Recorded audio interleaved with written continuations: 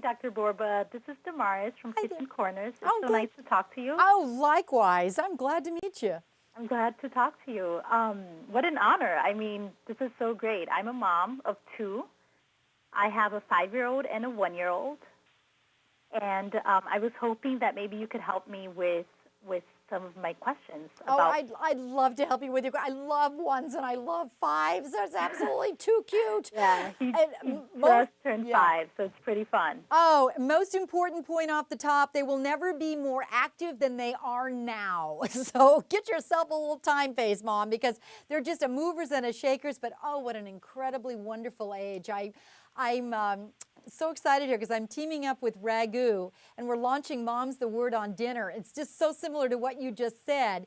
What it's going to be is this whole place for moms to be able to network together and have the conversations like you're just asking of just saying, what's the biggest challenge we have around the dinner hour? Or what are some recipes I can use or tips to be able to get my kids to be healthy, happy eaters? So go for it. Ask what you need. Okay, sounds really good.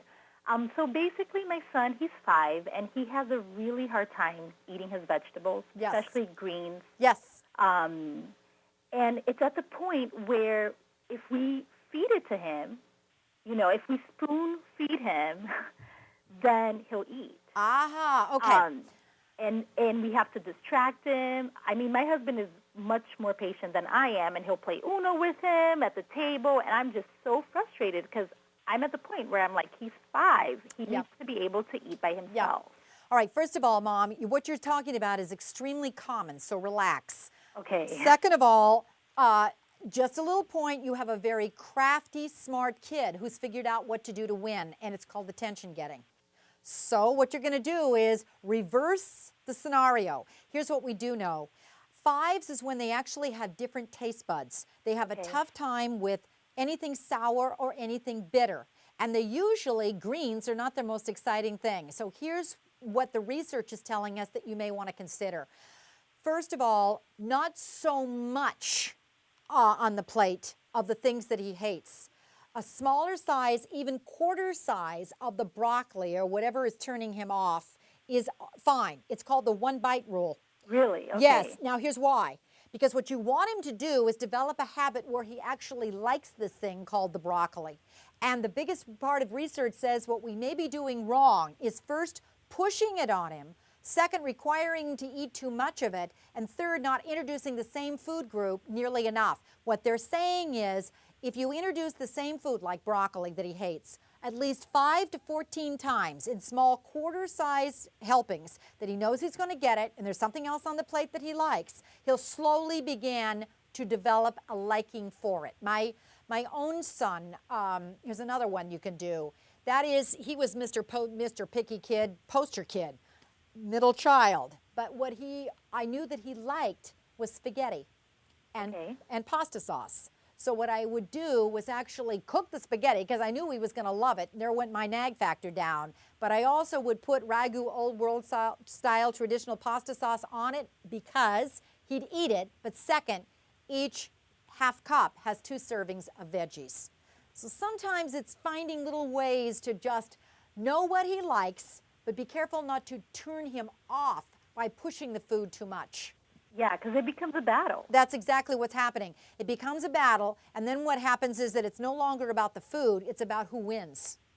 Yeah, and often he wins. Yeah, he won. Because I just get so tired, and then it's like bribing. It comes to bribing. Yeah. We're fine. If you take a bite, you can have dessert. And that's the other thing that research says, and a lot of moms do it, so don't worry about it, but that's another thing that research says, watch out for. Bribing does the opposite as well. It will turn the kid off so that he no longer enjoys the process of eating or sharing or partaking at the family dinner hour. Instead, it's all about what do I get? Okay. So there's little lessons along the way that you got to get one step more and think where that little critter's head's going. And right at this point, he's smart. It's like every year something new, Yes. And it'll continue. Okay. Well, thank you so much. I look forward to him turning 6, then 7, then 8. My husband always tells me, he's like, don't worry, when he's a teenager, he'll just eat whatever you put in front of him. He'll be so hungry, it won't even matter. And that's it. You know what? Your husband's smart on that. A lot of it is this too shall pass. And the other thing is enjoying the kids while they're at it in those young. 6 is glorious.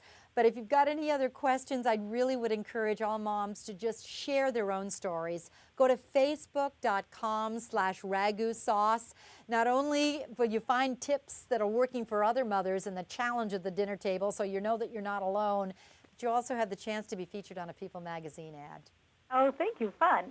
Yeah, it is fun. Thank you. Okay. Well, thanks for talking to me. I really appreciate it, and I appreciate all the work that you do. Okay, thank you. Bye-bye. Bye-bye.